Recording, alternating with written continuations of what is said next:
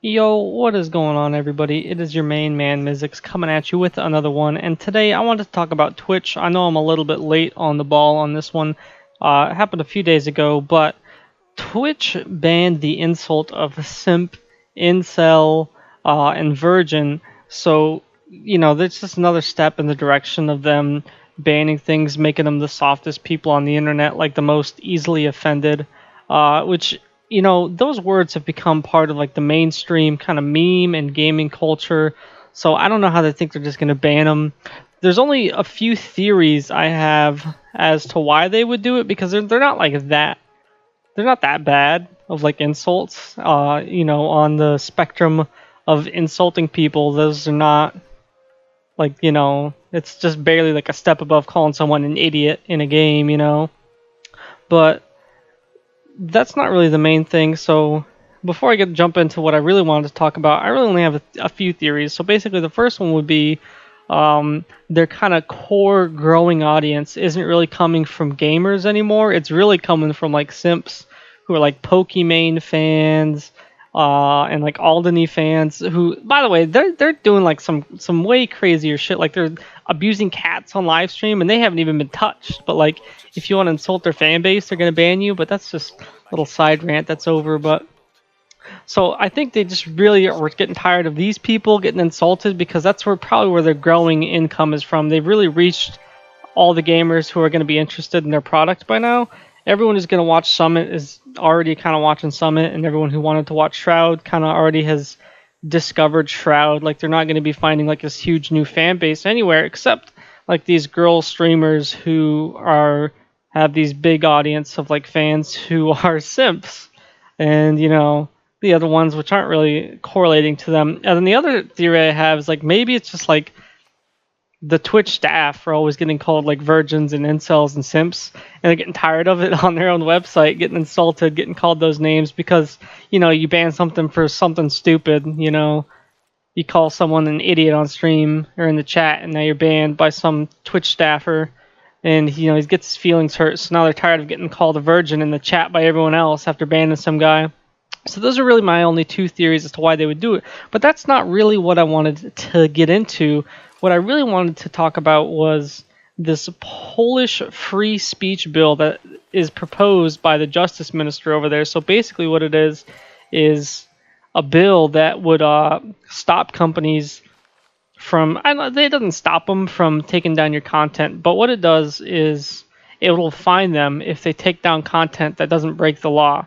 So basically how it works in America right now is, before the internet, you had like news companies and things where, they were responsible for what they published, and then they also had a responsibility, or the authority to like take down content, right? So maybe like if this guy who's working on a story is gonna like do something he shouldn't do, like maybe he's like, oh, check out this sweet Rick rolling joke that's going on all around online, they have the responsibility to not like just blatantly copy Rick Astley's song, and infringe on his copyright.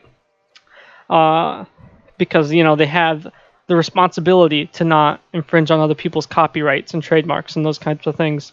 Then the other type is people who don't have any responsibility or authority to take down content. So like, if you had Verizon, like a landline back in the day before there was like internet, social media companies, Verizon doesn't have the authority or the responsibility to take down a call. So, you're on the phone with your dad, you're like, oh man, you gotta check out this new joke, it's called a Rickroll, right? And you play the whole entire song in its entirety over the phone, right?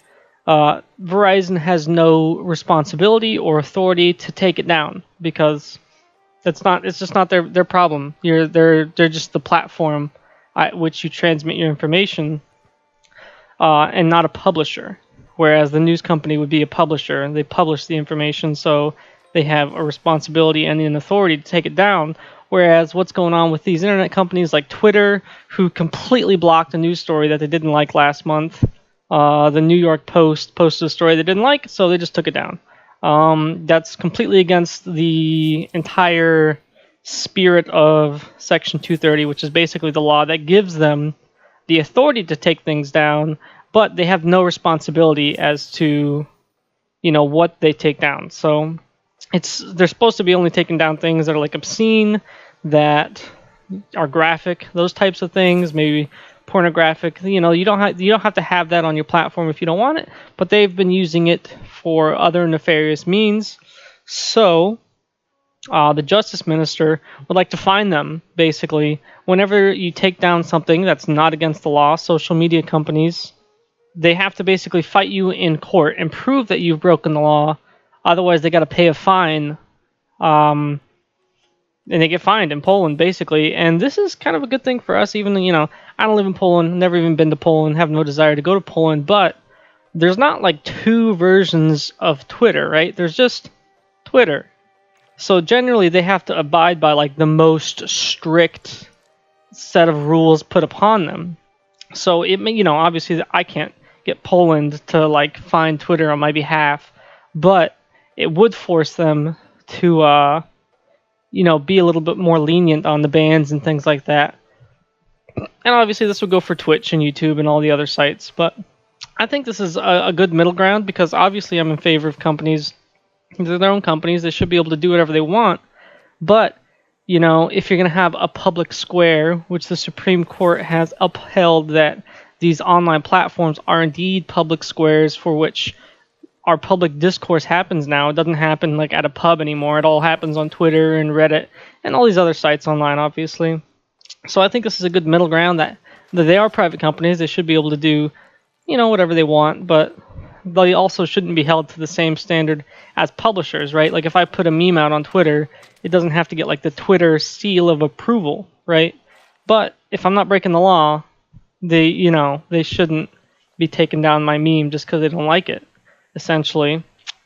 So I think this is a good little medium ground that I think, you know, it's better than what we have now, whereas they just act as, you know, they get the authority of publishers, but they have the responsibilities, or what is it? Yeah, but they don't have the responsibility of being a publisher, but they have the authority where they can just take people down willy-nilly, really for no reason or any reason, as we saw last month, you know, censoring the New York Post. So, you know, what do you guys think? Yeah, I think this is reasonable stuff. So I hope you guys enjoyed the video. I really wanted to hear you guys' opinions. Let me know what you think in the comments.